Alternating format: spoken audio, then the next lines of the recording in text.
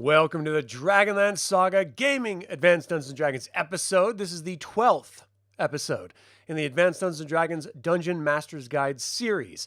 It is Misham Frostcult the 18th. My name's Adam. Dragonlance came out of Advanced Dungeons & Dragons, so I thought it'd be fun to read the core rules aloud and discuss them with a live audience. I would like to take a moment and thank the DL Saga YouTube members and Patreon patrons, and invite you to consider becoming a member or patron. You can even grab Dragonlance Media using my affiliate links in the description below. Welcome, Dragon High Lord Justin. Warlock JMN, how you doing? What's my THACO? Right now it's probably 20 with this clearly needing a refresh image. Jeez. Actually, it would be like low. It'd be like a 1. Because you're supposed to subtract the armor class from the THACO. You roll from your THACO. I don't know. It's been a while. I'll figure it out. Okay, so here we go. We're going to pick up where we left off, and that is the Potion of Longevity. I can't remember if I read that or not. So we're going to read it again. Longevity. The longevity potion reduces the character's game age by 1 to 12 years when it is imbibed. But each time one is drunk, there's a 1% cumulative chance that it will have the effect of reversing all age removal from previously consumed longevity potions. The potion otherwise restores youth and vigor. It also is useful to counter magical and monster-based aging attacks. The entire potion must be consumed to achieve the results. Wow, you like turn into that old man at the end of The Last Crusade who drank from the wrong cup of Christ, and he like ages super fast. Oil of Etherealness. This potion is actually a light oil, which is applied externally to the dress and exposed flesh. It then confers etherealness to the ethereal state the individual can pass through solid objects, sideways, upwards, downwards, or to different planes. Naturally, the individual cannot touch non-ethereal objects. The oil takes effect 3 rounds after application, and it lasts for 4 plus 1 to 4 turns unless removed with a weak acidic solution prior to the expiration of its normal effective duration. It can be applied to objects as well as creatures. 1 potion is sufficient to anoint a normal human and such gear as he or she typically carries. 2 or 3 weapons, garments, armor, shield, and the usual miscellaneous gear carried. Ethereal individuals are invisible, CF, phase door spell, and travel in the known planes of existence hereafter. Oil of Slipperiness. Similar to the oil of etherealness described above, this liquid is to be applied externally. This application makes it impossible for the individual to be grabbed or grasped, hugged by any opponent, or constricted by snakes or tentacles. Note that a roper will still inflict weakness, but that the monster's tentacles could not intertwine the opponent coated with the oil of slipperiness. In addition, such obstructions as web, magical and otherwise, will not affect an anointed individual, and bonds such as ropes, manacles, and chains can be slipped free. Magical ropes and the like are not affected against this oil. If poured on a floor or on steps, there's a 95% chance per round that creatures standing on the surface will slip and fall. The oil lasts for 8 hours to wear off normally, and it can be wiped off with an alcohol solution such as wine.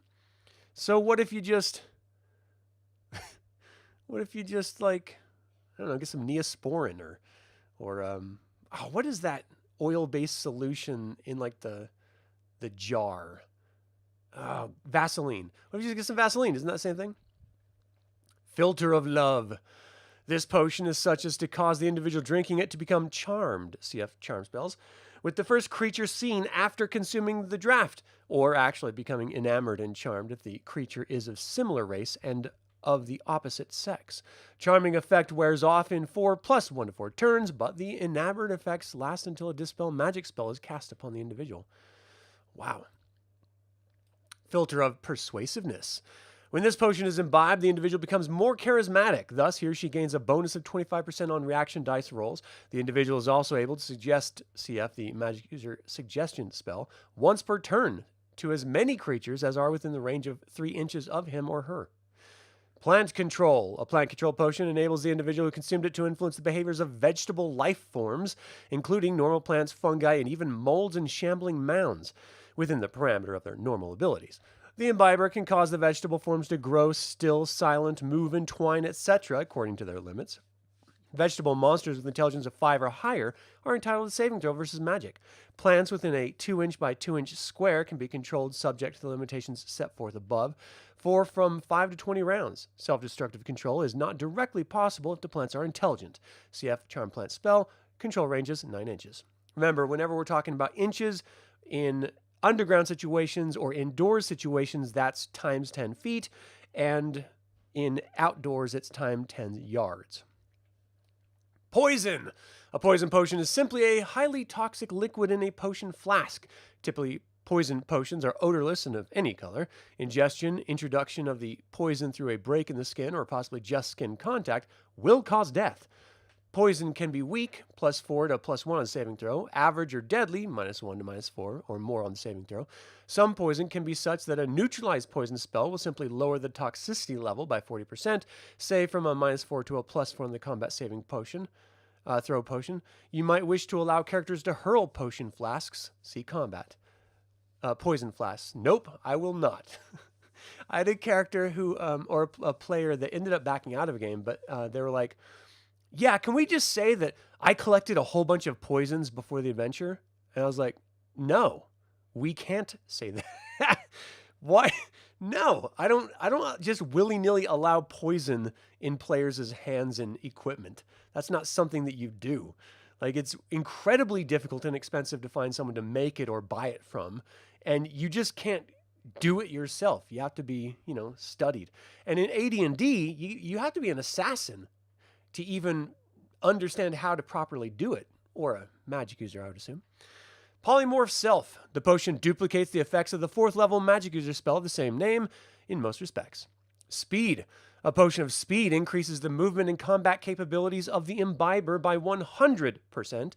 Thus, a movement rate of 9 inches becomes 18 inches, and a character normally able to attack once per round would gain double attacks in a round.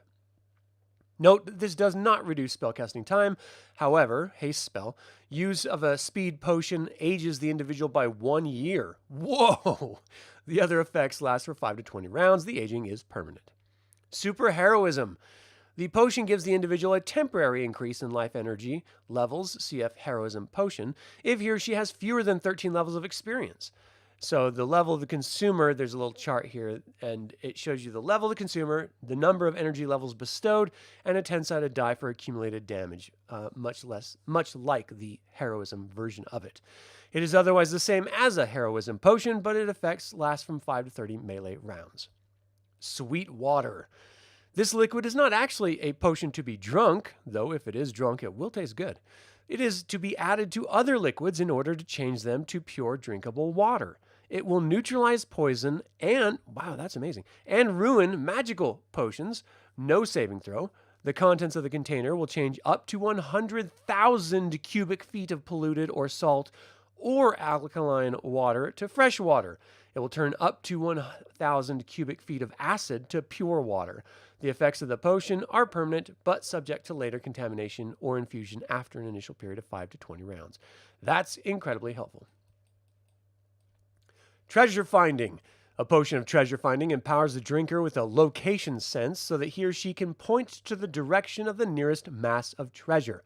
The treasure must be within 24 inches or less, and its mass must be equal metal of at least 10,000 copper pieces or 100 gems or any combination thereof. Note that any valuable metals, copper, silver, electrum, gold, platinum, etc., and gems, and jewelry, of course, are located. Worthless metals or magic without precious metal gems are not found. The consumer of the potion can feel the direction in which the treasure lies, but not its distance. Intervening substances other than special magic wards or lead-lined walls will not withstand the powers which the liquid bestows upon the individual. The effects of the potion last from 5 to 20 rounds. Clever players will attempt triangulation. Undead control. This potion, in effect, gives the imbiber the ability to charm certain undead. Ghasts, ghouls, ghosts, shadows, skeletons, specters, wraiths, wights, vampires, and zombies. The charming ability is similar to the magic user spell Charm Person. It affects a maximum of 16 hit die of undead, rounded down any hit point additions to hit dice to their lowest die, i.e. 4 plus 1 equals 4 hit die. The undead are entitled to saving throws versus magic only if they have intelligence. Saving throws are made at -2 due to the power of the potion, but the effects wear off from 5 to 20 rounds. To determine the type of undead affected by the particular potion, roll d10 and consult the following table. It's basically just a table of all the zombies I just read off. Or zombies, undead. Water breathing. It is 75% likely that a water breathing potion will contain 2 doses, 25% probable that there will be 4 in the container. The elixir allows the character to drink it to breathe normally in liquids, which contain oxygen suspended within them. This ability lasts for 1 full hour per dose of potion quaffed, with an additional 1 to 10 rounds, minutes variable. Thus, a character who has consumed a water-breathing potion could enter the depths of a river, lake, or even the ocean, and not drown while the magical effects of the potion persisted. Scrolls. We are on the next section. Scrolls. Scrolls will generally be found in cylinders, tubes of ivory, jade, leather, metal, or wood. You may require that players read certain magic runes, writings inscribed in tombs in order to open the container in some cases. This enables you to have read magic or comprehend language spells taken and used, as well as given the possibility for traps, symbols, explosive runes, and curses along with a powerful scroll. Man, that would be dirty. Each scroll is written in its own magical cipher, so to understand what sort of scroll has been found, the ability to read magic must be available. Once a scroll is read to determine its contents, a read magic will not be needed at a subsequent time to invoke the magic. Note that even a map will appear magical until the proper spell is used. That's interesting. Reading a scroll to find its contents does not invoke its magic unless it is a specially triggered curse. The latter scroll appears to be a scroll of any sort. It radiates no evil or special aura beyond the magical. Scrolls not read to determine contents immediately are from 5% to 30% likely to fade. It is your option to set the percentage or use a d6 to randomly determine it for each scroll. When scrolls are examined, the following table can be used to find their nature. So the first roll is 1 to 70 for a magic user, 71 to 100 for a cleric. And the second roll is then, after the magic user is determined, then 1 to 10 is illusionist, and for the cleric, it's 1 to 25 is druid, if the cleric's determined. Only the indicated class of character can use the scroll, except thieves. Protection scrolls can be read by any class or race of character, even without magical spell. Spell level of scrolls spells. All scroll spells are assumed to have been written so as to make it as easy and quick as possible for the writer. Thus, the level of the spell, its characteristics with respect to range, duration, area of effect, etc., where level is a factor, is typically but 1 level higher than that required to actually use the spell, but never below 6th level of experience. Thus, a 6th level magic user spell is written at 13th level of ability, a 7th at 15th level, etc. A scroll fireball or lightning bolt spell is of 6 dice, 66 in most cases. But as DM, you may decide to make certain scroll spells more powerful by increasing the level at which they are written. However, this will certainly affect the chance of spell failure, as given below. Magical spell failure. If a spell user acquires a scroll with a spell of a level not yet usable by the character, the spell user may still attempt to use the spell. The chance of failure or the other bad effect is 5% per level difference between the character's present level and the level of magic use at which the spell could be used. For example, a first level magic user finds a scroll with a wish spell inscribed upon it. The chance of failure is 85%, as wish is a spell of 9th level magic attained at 18th level of magic use. So, 18 minus 1 equals 17 times 5% equals 85%. Dice are rolled, and any score of 85 or less indicates failure of some sort, and the following table is consulted. So it shows you the level of difference and the percentage of total failure, but also the percentage of reverse or harmful effect. So that's crazy. Use of scroll spells. When any given scroll is read for purposes of copying the spell's formula so as to be able to know it, or to release its magic, the writing completely and permanently disappears from the scroll. The magic content of the scroll is bound up in the writing, and use releases and erases it. Thus, reading a spell from a scroll of 7 spells makes the thing a scroll of 6 spells. No matter what a player may attempt, a scroll spell is usable but once, and only once. No exceptions should be made, save in the case when you have a special magic item in mind, perhaps a scroll which can be read from once per week or whatever, and always, only in rare finds. Note regarding the use of scroll spells. Those characters able to read and employ scroll spells may do so regardless of any other restrictions, and once the spell is known, it is not necessary to use a special read magic in order to affect its powers. Reading of such scrolls is possible even to magic users who are otherwise unable to employ such a spell for any reason whatsoever, be it inability to learn or above level of use, although in the latter case there is a chance of spell failure. Ability to use a spell scroll does not permit a cleric to use a druid spell, a magic user spell, or a magic user to use a cleric spell. Likewise, it does not extend the ability of spell use to non-spell using characters except with respect to protection scrolls. Spell level range. This gives the parameter for random determination of spell level for those scrolls you do not set beforehand. When spell level is determined, it is a simple matter to randomly find which particular spell it is by consulting the appropriate spell tables. CF Player's Handbook. Protection Scrolls. Protection from Demons. This scroll requires 1 full round to read if it is to be protecting against all sorts of demons, including demon princes, 7 segments to protect against demons of type 6 or lower, and only 3 segments to protect against type 3 or lower. The circle of protection generated springs outwards from the scroll reader in a 10-foot radius. No demon protected against can penetrate the circle physically or magically or in any way. But the persons within can launch attacks, if otherwise possible, upon demons. The protection moves with the reader of the scroll. Its effects last for 5 to 20 rounds. Note that the protection radius is not an actual physical globe, as if the user forces a demon into a place from which further retreat is impossible, e.g. a corner, and then continues forward until the demon would be within the radius of the circle. The demon is not harmed, and the protection is considered voluntarily broken and disappears.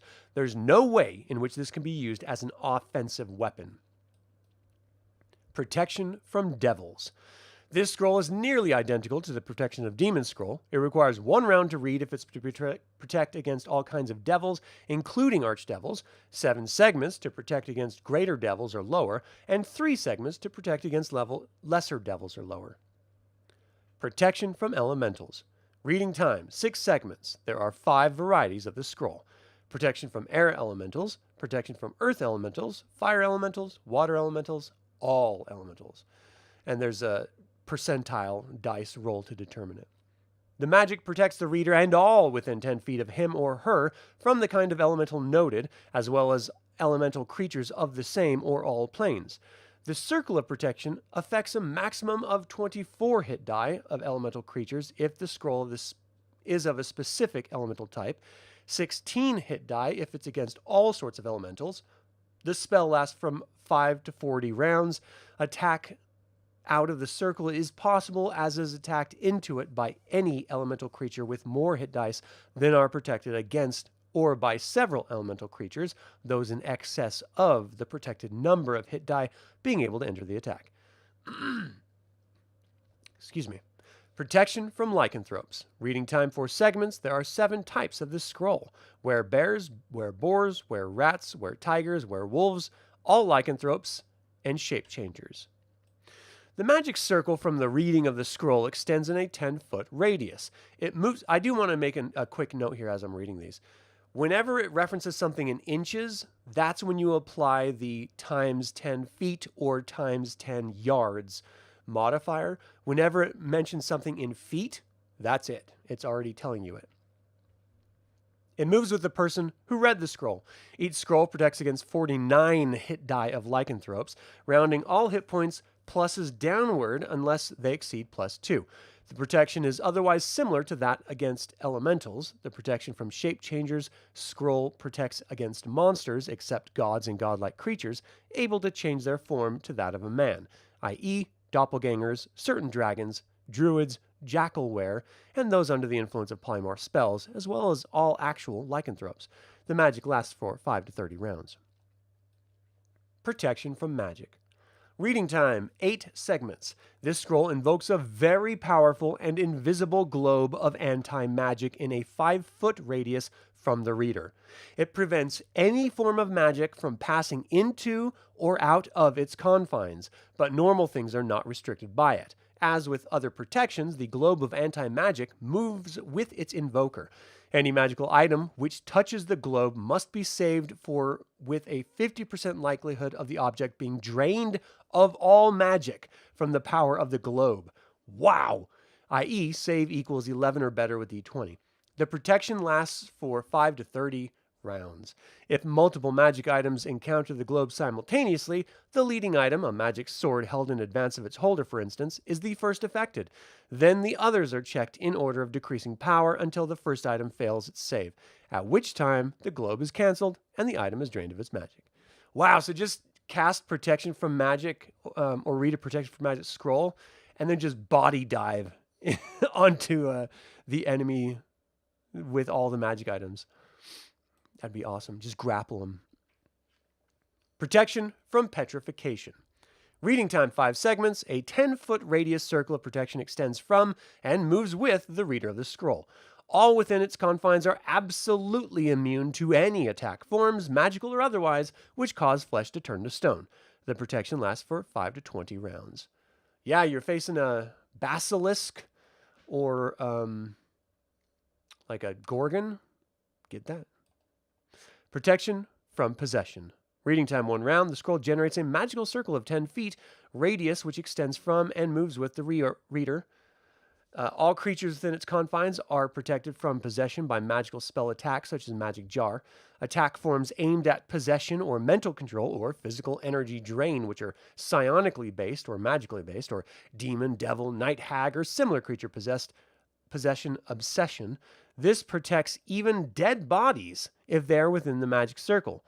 The protection lasts for 10 to 60 rounds in 90% of the scrolls.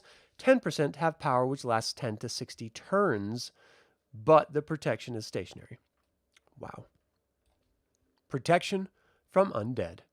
Read time 4 segments. When this scroll is read, a 5-foot radius circle of protection extends from and moves with the reader.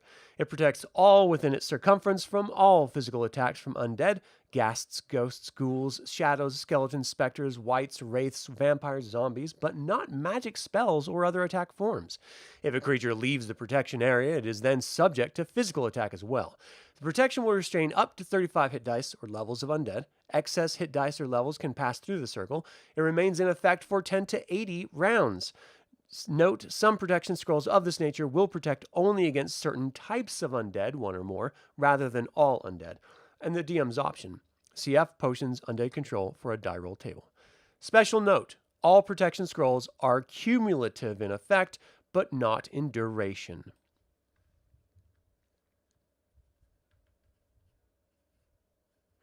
All right, we are on rings.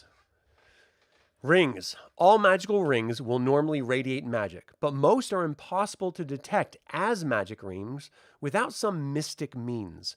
Furthermore, all magic rings look alike, so that determination of a given ring's magical powers is very difficult. The ring must be put on and various things tried in order to find what it does. This requires patience on your part, but the game demands it. No ring radiates good or evil. All right, that is an incredibly important note. All magic rings look alike, so that the determination of a given ring's magical powers is very difficult. And you have to just test to find it out. I love that. No more than 2 magical rings can be worn by a character at the same time. If more are worn, then none will function. No more than 1 magical ring can be worn on the same hand. A second will cause both to be useless. Rings must be worn on fingers. Rings on toes, in earlobes, etc. do not function as magic rings. Rings' spell-like abilities function as 12th level of magic use, unless the power requires a higher level of magic use. The latter function at the minimal level of magic use necessary to cast the equivalent spell. Magic rings can be worn and used by all character classes and humans or humanoids not specifically prohibited elsewhere. You might allow monsters with digits to wear magic rings, and some can actually benefit from them. For example, a troll, thin and rubbery, could wear a ring of regeneration and gain its benefits in addition to its normal regenerative abilities. That would just be evil on the DM's part. Rings can be used by any race of character, but those worn by gnomes, dwarves, and halflings have a 20% chance per use of malfunctioning. And I would like to make a special note here. Because Kender in Dragonlance are based on halflings in AD&D, yep, they are, that same 20% chance of failure or malfunctioning is according to Kender as well. So keep that in mind. If a malfunction occurs, the ring simply does not work. This applies to cursed rings, contrariness, delusion, weakness as well. If they do not work, they are recognized and can be removed. Note, the symbol, a double cross, appears on the rings table 3 and in the following descriptions denotes the ring of the most powerful magical abilities, which will often possess a limited number of magical charges at the option of the DM. Ring of Contrariness. This magic ring is cursed so as to make its wearer unable to agree with any idea or statement or action. Sometimes I think that's what the wedding ring is. Once put on, the ring can be removed only after a remove curse spell is cast upon the individual wearing it. Because of the curse, the wearer will resist any attempts to catch such a spell. Furthermore, the Contrariness ring will have one of the following additional magical properties, and this is based on a percentile roll: flying, invisibility, levitation, shocking grasp once per round, spell turning, or strength 1800. That's super strong. Justin, what's up? Thanks for tuning in.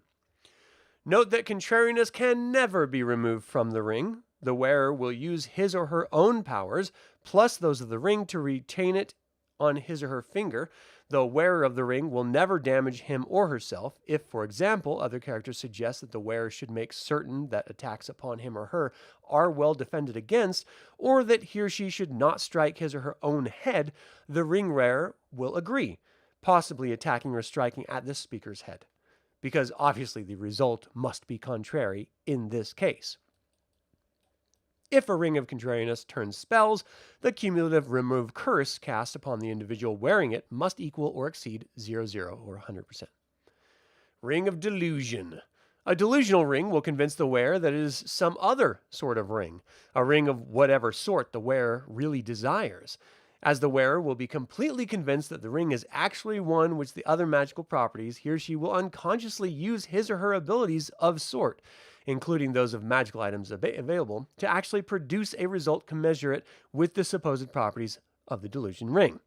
As referee, you will have to be most judicious in determining how successful this self-delusion can be, as well as how observers can be affected at what they will observe. The ring can be removed at any time. Ring of Jinn Summoning. Now, this is one of those super powerful ones. One of the many fabled rings of fantasy legend, the Genie Ring, is most used indeed, for it is a special gate by means of which a certain Jinn can be summoned from the elemental plane of air. When the ring is rubbed, the summons is served, and the Jinn will appear on the next round. The Jinn will faithfully obey and serve the wearer of the ring, but if the servant of the ring is ever killed, the ring becomes non-magical and worthless. See Advanced Dungeons & Dragons Monster Manual for details of a Jinn's ability and capabilities. You ain't never had a friend like me. Ring of Elemental Command. The 4 types of Elemental Command rings are very powerful. Each appears to be nothing more than a lesser ring detailed below, but each has certain other powers, as well as the following common properties. 1. Elementals of a plane to which the ring is attuned cannot approach within 5 feet or attack the wearer, or if the wearer desires, he or she may forego this protection and instead attempt to charm the elemental, saving throw applicable at -2 on the die. If the latter fails, however, total protection is lost and no further attempt at charming can be made, but the secondary properties given below will then function with respect to the elemental. 2. Creatures other than normal elementals from the plane to which the ring is attuned attack at -1 on their hit die, 2 hit dice.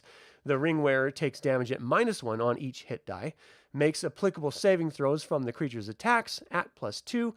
All attacks are made by the wearer of the ring at +4 to hit, or -4 on the elemental creature's saving throw. And the wearer does +6 damage, total, not per die, adjusted by adjusted by any other applicable bonuses and or penalties. Any weapon used by the ring wearer can hit elementals or elemental creatures, even if it is not magical. Number 3.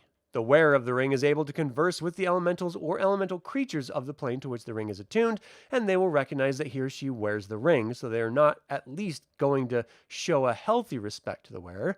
If alignment is opposed, this respect will be fear if the wearer is strong, hatred and a desire to slay if the wearer is weak. 4. In addition, the possessor of a ring of elemental command will suffer a saving throw penalty as follows: air, -2 fire; earth, -2 petrification; fire, -2 water or cold; water, -2 lightning or electricity. And 5. Only one power, whether major or minor, of a ring of elemental command can be in use at one time. And then it has the specific types of rings and their powers. Air. The wearer can at will produce the following magical effects: gust of wind once per day, fly, wall of force once per day, control winds once per week, invisibility. The ring will appear to be nothing other than an invisibility ring until a certain condition is met, such as having the ring blessed, slay an air elemental, or whatever you determine is necessary to activate its full potential. Earth. The wearer can at will produce the following magical effects: stone tell once per day, pass wall twice per day, wall of stone once per day, stone to flesh twice per week, move earth once per week, featherfall. The ring will appear to be nothing other than a ring of feather falling until the condition you establish is met. Fire. The wearer can at will produce the following magical effects: burning hands once per turn, pyrotechnics twice per day, wall of fire once per day, flame strike twice per week, fire resistance. The ring will appear to be nothing other than a ring of fire resistance until the condition you establish is met. And lastly, water. The wearer can at will produce the following magical effects: purify water, create water once per day, water breathing 5-foot radius, wall of ice once per day, airy water, lower water twice per week, part water twice per week, water walking. The ring will appear to be nothing other than a ring of water walking until the condition you establish is met. Rings operate at 12th level of experience, or the minimum level needed to perform the equivalent magical spell, if greater with respect to range, duration, or area of effect determinations which might apply. The additional powers take only 5 segments to bring forth. Ring of Feather Falling. This ring protects its wearer by automatic activation of a feather fall if the individual falls 5 feet or more. Cf. Featherfall spell. Ring of Fire Resistance. The wearer of this ring is totally immune to the effects of normal fires, torches, flaming oil, bonfires, etc., very large and hot fires, molten lava, demon immolation, hellhound breath, or a wall of fire spell will cause 10 hit points of damage per round, 1 per segment, if the wearer is directly within such conflagration.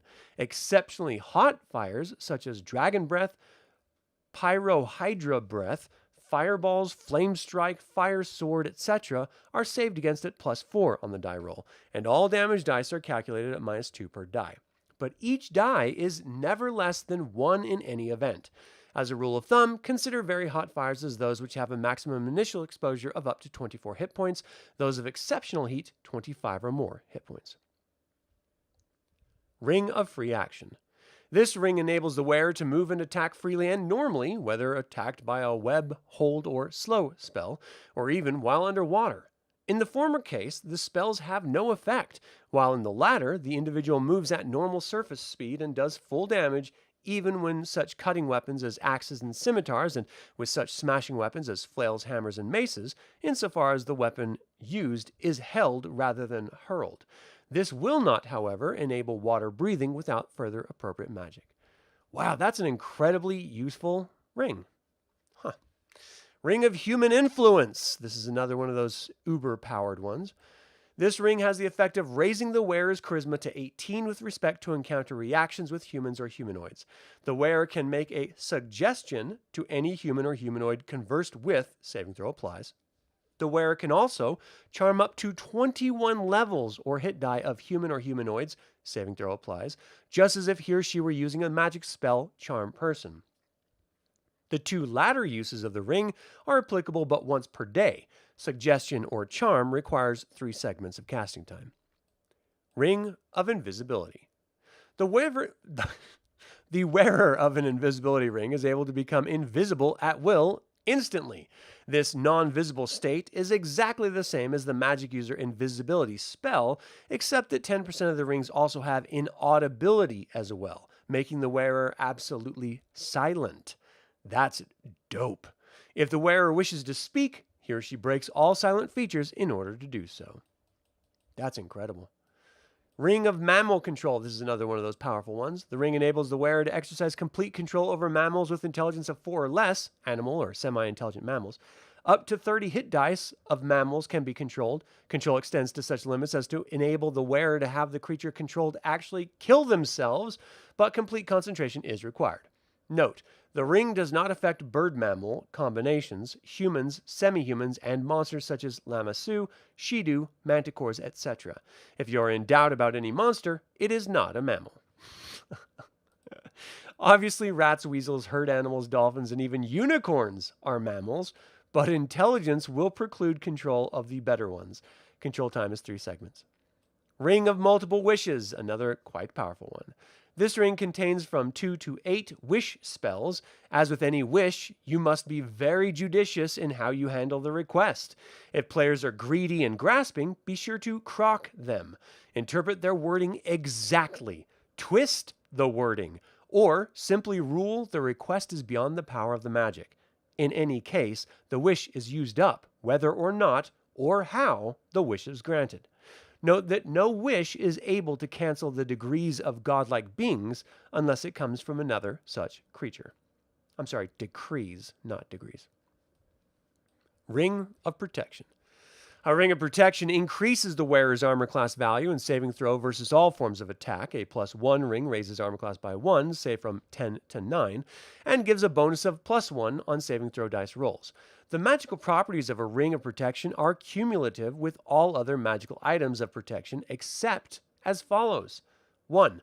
The ring does not add to armor value if magical armor is worn, although it does add to saving throw die rolls. That's incredibly important. Number 2, more than 1 ring of protection operating on the same person or in the same area do not combine protection. Only one, the strongest if applicable, will function, so a pair of +2 rings are still only +2. To determine the value of the protection ring, use the table below, and it's a percentile chance from +1 to +6. The radius bonus of 5 feet extends to all creatures within its circle, but applies only to their saving throws. Only the ring wearer gains armor class additions. That's a really important note to remember. This is something that, whenever there's like a special addendum to a power, I always leave it up to the playing character to remind me, the DM, about. Because, 1, there's no world where I'm going to remember every action of every player at the table's magic items, but it is the responsibility of the player to know what their own magic items do. So they're the ones that need to call out, they're within 5 feet of me, so they get the plus whatever bonus to their saving throws from that spell cast at them. Not me going, are you within 5 feet of the person with the Ring of Protection? So players, please, please, please know your equipment and abilities. Ring of Regeneration. There are 2 forms of this ring. The standard regeneration ring restores 1 point of damage and will replace lost limbs or organs eventually, also per turn. It will bring its wearer back from death, but if poison is the cause, the saving throw must be made or else the wearer dies again from the poison still in his or her system. The only total destruction of living tissue or by fire or acid or similar means will prevent regeneration. Like a draconian, for example. Of course, the ring must be worn, and its removal stops regeneration process. The rare form is the vampiric regeneration ring. This ring bestows 1/2 of the value of hit points of damage the wearer inflicts upon opponents in hand-to-hand, melee, not missile, non-spell, combat immediately upon its wearer. Fractions dropped. It does not otherwise cause regeneration or restore life, limb, or organ. To determine which type of ring is discovered, roll percentile dice. 1 to 90 is Ring of Regeneration, 91 to 100 is Vampiric Regeneration Ring. In no case can the wearer's hit point total exceed that initially generated. Ring of Shooting Stars. This ring has 2 modes of operation, both working only in relative darkness. During night hours, under the open sky, the Shooting Stars ring will perform the following functions. Dancing lights, once per hour as the spell. Light, twice per night, 12-inch radius as the spell. Ball lightning, once per night, see below. Shooting stars, special, see below. The ball lightning function releases 1 to 4 balls of lightning at the wearer's option. These glowing globes exactly resemble dancing lights, and the ring wearer controls them as he or she would control dancing lights. These spheres have a 12-inch range and a 4-round duration. They can be moved at 4 inches per round. Each sphere is about 3 feet in diameter, and any creature it touches or comes near to dissipating its charges, save versus magic, equals 1/2 damage as the contact was across an air gap. The charge values are 4 lightning balls, 2 to 8 hit points damage each, 3 lightning balls, 2 to 12 hit points damage each, 2 lightning balls, 5 to 20 hit point damage each, 1 lightning ball, 4 to 48 hit point damage. Release can be simultaneous or singular during the course of 1 round or as needed throughout the night. The shooting stars are glowing missiles with fiery trails, much like a meteor swarm. 3 shooting stars can be released from the ring each week simultaneous or 1 at a time. They impact for 12 hit points of damage and burst as a fireball in a 1-inch diameter sphere for 24 hit points of damage. Any creature struck with will take full damage from impact plus full damage from the shooting star burst. Creatures within the burst radius must save versus magic to take only 1/2 damage, i.e. 12 hit points of damage, otherwise they too take the full 24 hit points of damage. Range is 7 inches at the end of which the burst will occur, unless an object or creature is struck before that. The shooting stars follow a straight line path. A creature in the path must save versus magic or be impacted upon by the missile, and the saving throw rolls are at -3 within 2 inches of the ring wearer, -1 within 2 inches to 4 inches, normally beyond 4 inches. Indoors at night or underground, the ring has the following properties. Fairy Fire, twice per day, as the spell. Spark Shower, once per day, see below. The Spark Shower is a flying cloud of sizzling purple sparks, which fan out from the ring for 20 feet to a breadth of 10 feet. Creatures within this area take from 2 to 8 hit points of damage each if no metallic armor is worn or no metallic weapon is held, 4 to 16 otherwise. Range, duration, and area effect of functions are the minimum for the comparable spell, unless otherwise stated. Casting time is 5 seconds. Ring of Spell Storing. A ring of spell storing will contain 2 to 5 spells which the wearer can employ just as if he or she were a spell user of the level appropriate to use the spell in question. The class of spells contained within the ring is determined in the same fashion as the spell on scrolls. The level of each spell is determined as follows. Cleric, D6. If 6 is rolled, roll D4 instead. Druid as a cleric. Magic user, D8. If 8 is rolled, roll D6 instead. Illusionist as a cleric. Which spell type, if any given level, is contained by the ring is also randomly determined. The ring has the empathic ability to impart to the wearer the name of its spells. Once class, level, and type are determined, the properties of the ring are fixed and unchangeable. Once a spell is cast from the ring, it can only be restored by a character of appropriate class and level of experience, i.e. a 12th level magic user is needed to restore a 6th level magic user spell to the ring. Spells stored require 5 segments each to cast. Ring of Spell Turning. This ring distorts the 3 normal dimensions with respect to magical spells directed at the wearer. Any spell cast at an individual will usually rebound in part or perhaps in whole upon the spellcaster. The distance between and area occupied by the victim, the ring wearer, and the spellcaster are not as they seem when the magic activates the spell turning ring. 3 important exceptions must be noted. Hey, Engine Joe, thanks for watching on Twitch. Number 1, spells which affect an area and which are not cast directly at the ring wearer are not turned by the ring. 2, spells which are delivered by touch are not turned. 3, magic contained in devices, rods, staffs, wands, rings, and other items, which are triggered without spell casting, are not turned. Note, a scroll spell is not considered a device. When a spell is cast on an individual wearing a ring of spell turning, percentile dice are rolled and rounded to the nearest decimal, i.e. 1 through 5 is dropped, 6 through 9 adds 10, so 0, 5 equals 0, but 96 equals 100. The score of the percentile dice indicates what portion of the spell has been turned back on the caster. Damage is determined and awarded proportionally. Saving throws for both opponents are adjusted upwards by +1 for each 10% below 100%, i.e. 80% plus 2, 70% plus 3, 10% equals +9. Even with such adjustments on saving throws, it is possible that both target individuals and spellcaster will end up polymorphed into bullfrogs. Note regarding Ring of Spells turning. Unless the percentile dice score for the turning effect is 0, 9 or less, or 91 or more, this ring will allow a saving throw against spells which normally have none. The effect of the save will be to negate or inflict half normal damage as appropriate to the spell in question. For each 10% of the spell turned, allow a 5% chance, 1 in 20, to save. Thus, if 11 to 19 is rolled, a roll of 20 saves. 20 to 29 allows a 19 to 20 to save. 30 to 39 allows 18 to 20, and so on. Example. An illusionist casts a maze spell upon a fighter wearing a ring of spell turning.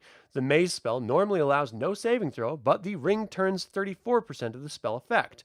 The fighter has a 15% chance to save against the spell, 34% on the turning. Otherwise, it will take full normal effect. The illusionist must also save 100% minus 34% equals 66%, or 6, 10% increments, which convert to a 30% chance to save, by rolling a 15 to 20, or be mazed also. Saving in this case will negate spell effect. The special saving throw is not modified by race, magic items, or any other condition, including existing spells. Spells which affect a certain number of levels which are aimed at the ring wearer must also be able to affect as many levels as the wearer and the spellcaster combined. If this condition is fulfilled, then the procedure above applies to ultimate effect determination. In the case the ring wearer desires to receive a spell, he or she must remove the spell-turning ring to be able to do so. Psionic attacks are not considered as spellcasting. If the spellcaster and spell recipient both wear spell-turning rings, a resonating field is set up, and one of the following results will take place. The results are based on a percentile die roll. The spell drains away without effect, 1 to 70. 71 to 80 spells effect both equally at full effect, 81 to 97. Both rings are drained permanently, 98 to 100. Both individuals go through a rift into the positive material plane. Crazy. Ring of Swimming. The Ring of Swimming bestows the ability to swim at a full 21-inch base speed upon the wearer, assuming, of course, he or she is clad only in garments appropriate for such activity. It further enables the wearer to dive up to 50 feet into water without injury, providing the depth of the water is at least 1.5 feet per 10 feet of diving elevation, and the wearer can stay underwater for up to 4 rounds without needing a breath of air. Surface swimming can continue for 4 hours before a 1-hour floating rest is needed. The ring confers the ability to stay afloat under all but typhoon-like conditions. Ring of Telekinesis, another one of these uber powerful weapon or rings. The ring enables the wearer to telekinese objects in the same manner as the 5th level magic user spell Telekinesis. The amount of weight which can be so moved, however, is variable. Roll percentile dice to find the strength of the ring. 1 to 25 is 250 gold piece maximum. 26 to 50 is 500 gold piece maximum. 51 to 89 is 1,000 gold piece maximum. 90 to 99 is 2,000 gold piece maximum. And 100 is 4,000 gold piece maximum. Telekinesis time is only 1 segment to begin the effect. Ring of 3 Wishes. Although the ring contains 3 wish spells instead of a variable number, it is otherwise the same as the multiple wish ring, except that 25% contain 3 limited wish spells. Ring of Warmth. A warmth ring provides its wearer with body heat even in conditions of extreme cold, where the wearer has no clothing whatsoever. It also provides restoration of cold sustained damage at a rate of 1 hit point of damage per turn. It increases saving throws versus cold-based attacks by +2 and reduces damage sustained by -1 per die. That's what you need when you go to the ice wall, for sure. Ring of Water Walking. This ring enables the wearer to walk upon any liquid without sinking into it. This includes mud, quicksand, oil, running water, and even snow. The ring wearer's feet do not actually contact the surface he or she is walking upon when liquid or water is being walked upon, but oval depressions about 1.5 feet long and 1 inch deep per 100 pounds of weight of the walker will be observed in hardening mud or set snow. Rate of movement is standard movement for the individual wearing the ring. Up to 1,200 pounds weight can be supported by a water walking ring. Ring of Weakness. This cursed ring causes the wearer to lose 1 point of strength and 1 point of constitution per turn until the individual reaches 3 in each ability area. Wow! This loss is not noticeable until the individual actually observes his or her weakened state due to some exertion, such as combat, heavy lifting, or such, for the ring will also make the wearer invisible at will, and also cause the rate of strength and constitution point loss to double. Note that when full weakness is attained, the wearer will be unable to function in his or her class. The weakness ring can be removed only if a remove curse spell, followed by a dispel magic spell, is cast upon the ring. There is a 5% chance that the ring is reversed, being a ring of berserk strength. This form gradually increases strength and constitution to 18 each. Roll percentile dice for bonus strength if the wearer is a fighter. Increase is 1 point per ability per turn. However, once 18s in both abilities are reached, the wearer will always melee with any opponent he or she meets immediately, regardless of circumstances. Points lost from the ring are restored by rest on a 1 day for 1 point basis, with 1 point of each ability lost being restored in 1 day of rest. Berserk strength is lost when the ring is removed, as are constitution points granted. Ring of Wizardry. Only magic users can benefit from this type of ring. Other classes, even those with spell ability, can neither use nor understand the working of a ring of wizardry. The ring doubles spell ability, the number of spells a magic user can prepare each day, in 1 or more spell levels. To determine the properties of a given ring, use the table below, and it's a percentile roll, and it doubles 1st through 4th and 5th level spells. Ring of X-ray Vision. A ring of X-ray vision empowers its possessor with the ability to see into and or through substances which are impenetrable to normal sight. Vision range is 20 feet, with the viewer seeing as if it were normal light due to expanded vision capability. X-ray vision will penetrate 20 feet of cloth, wood, or similar animal or vegetable material, up to 10 feet of stone or 10 inches of material of many metals. So it shows the substance scanned of animal matter, vegetable matter, stone, iron, steel, lead, gold, etc., the thickness penetrated per round of X-raying, and the maximum thickness it can go through. It is possible to scan 100 square feet of area during 1 round. Thus, during 1 turn, the wearer of the ring could scan a full area of stone 10 feet wide, 10 feet high, 10 feet thick, or 100 feet wide, 10 feet high, and 1 foot thick. Secret compartments, drawers, recesses, and doors are 90% likely to be located by X-ray vision scanning. Even though this ring enables the wearer to scan secret doors, traps, hidden items, and the like, it also limits his or her use of the power, for it drains 1 point of constitution if used more frequently than once every 6 turns. If it's used 3 turns in 1 hour, the user loses 2 points from his or her total constitution score. 3 if used 4 turns, etc. Constitution loss is recovered at the rate of 2 points per day of rest. Constitution of 2 means the wearer is exhausted and must rest immediately. No activity, not even walking, can be performed until Constitution of 3 or better is restored. All right. We are on rods at all, including staves and wands. Rods are about 3 feet thick. I'm sorry. Rods are about 3 feet long and as thick as your thumb. Staves are about 5 feet or 6 feet long and as thick as a young sapling, i.e., about 1.5 inches at the base, tapering to 1 inch at the tip.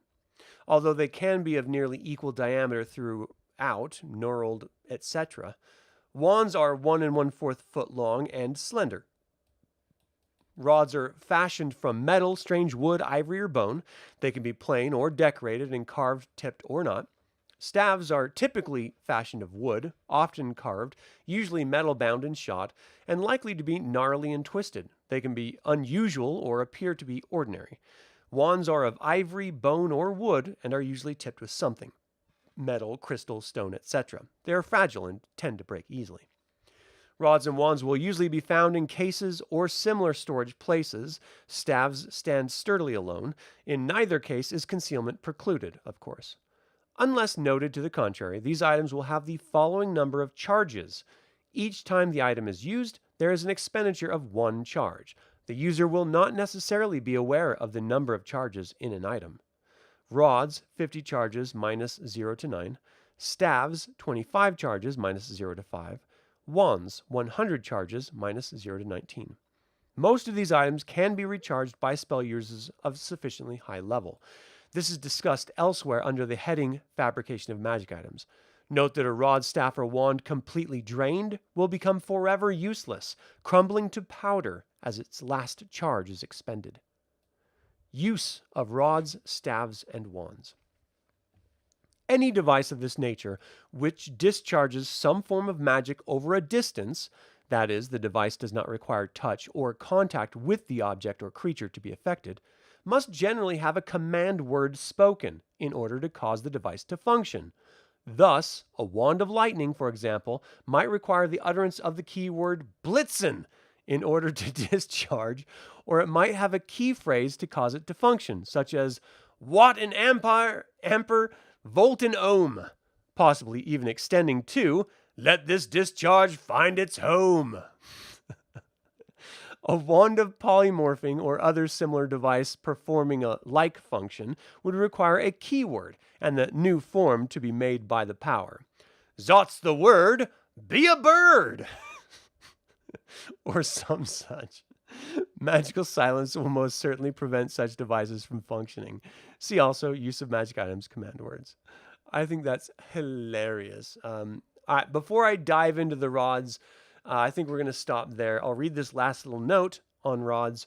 Unless specified otherwise, rods radiate a magical effect which influences creatures hostile to the wielder. And then we'll start, of course, next time with Rod of Absorption. Bird. Bird is the word. Fly, you fools. That's funny. And that is it for this episode of Gaming Advanced Dungeons & Dragons. What do you think of the magic items descriptions? Do you have a favorite ring or rod or staff or potion?